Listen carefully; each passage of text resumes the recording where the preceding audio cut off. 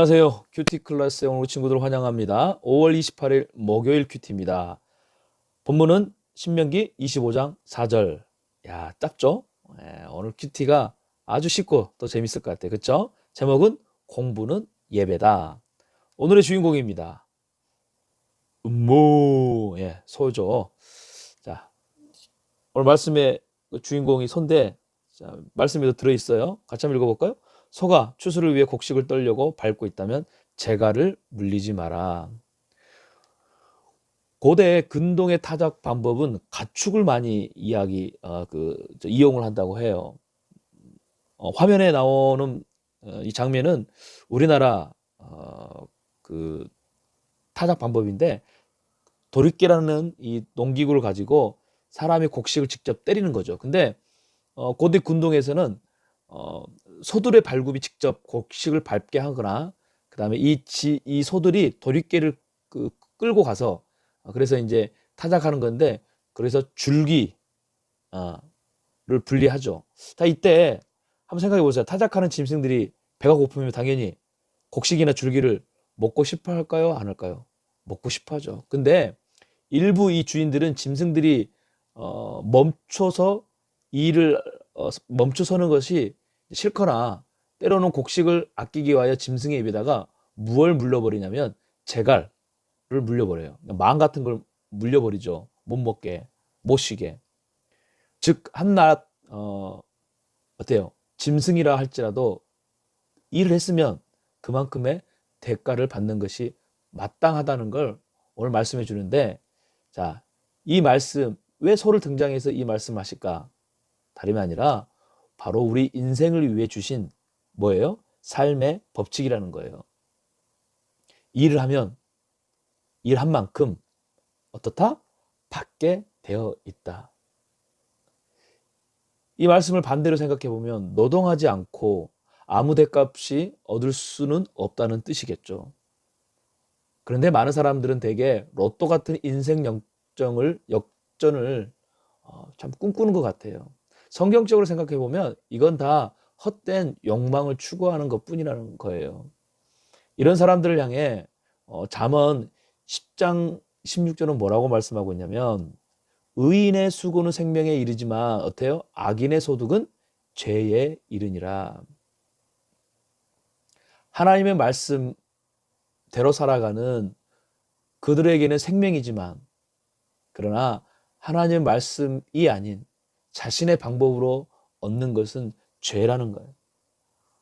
생명이냐 죄냐.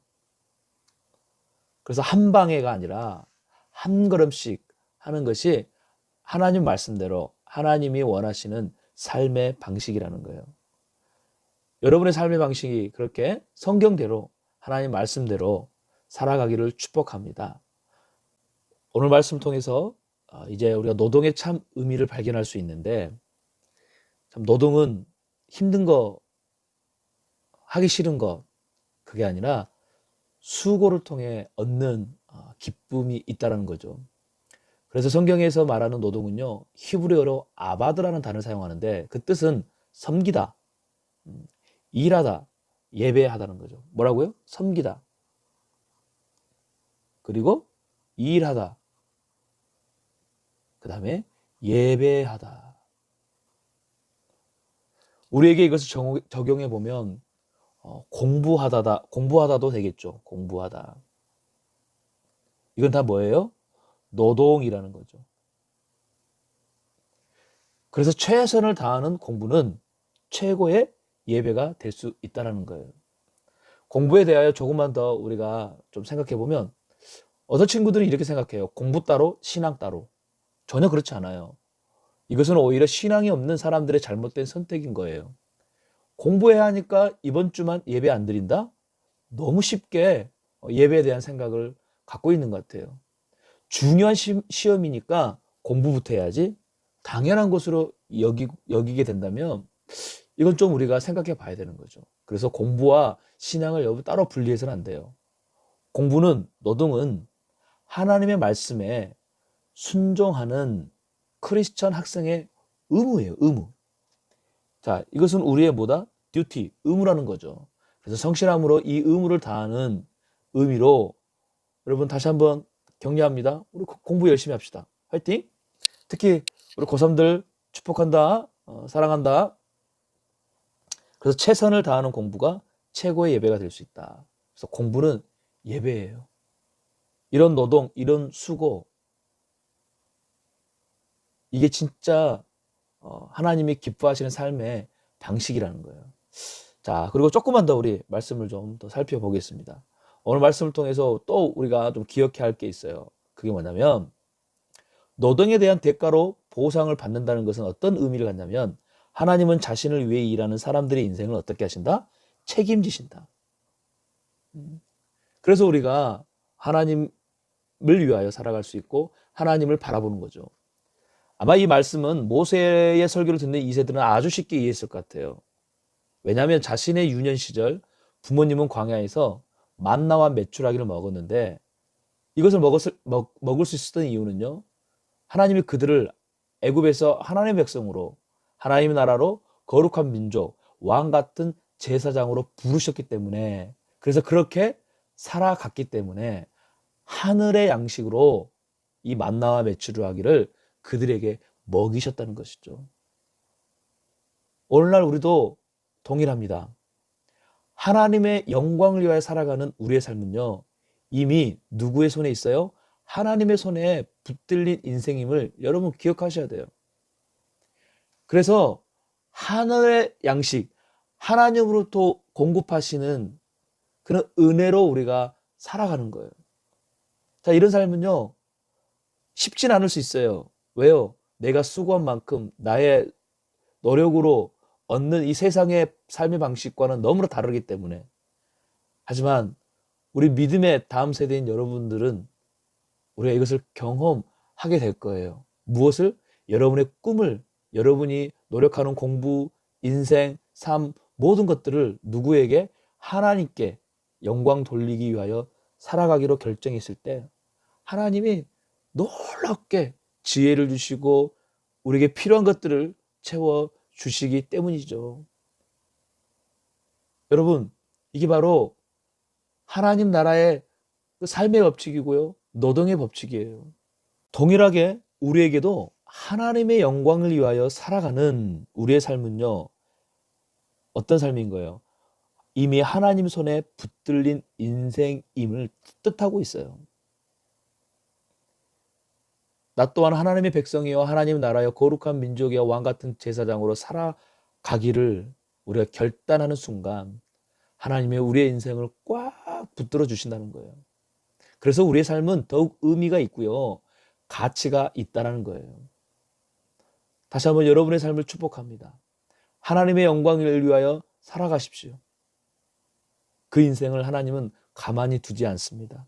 만나와 메추라기로 40년을 이스라엘 백성들을 먹이며 인도하셨듯이 여러분의 인생을 하나님 그렇게 공급하시며 채워가시며 여러분을 붙드실 거예요. 그래서 지혜자는 전도서를 통해서 이렇게 고백하고 있어요.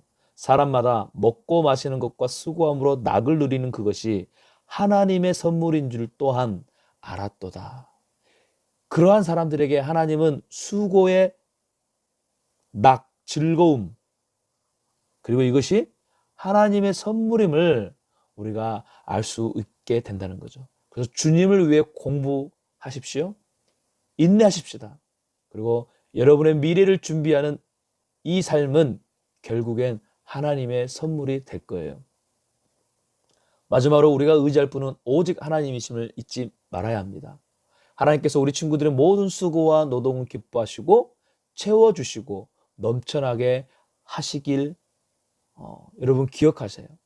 또 기도하세요. 여러분은 하나님의 사랑을 받는, 입는 축복의 사람이기 때문이에요. 그래서 목사님이 여러분을 위해 간절히 기도할 거예요. 기도하겠습니다. 공부는 예배다라는 이 의미를 오늘 하나님 묵상했습니다. 내 안에 혹여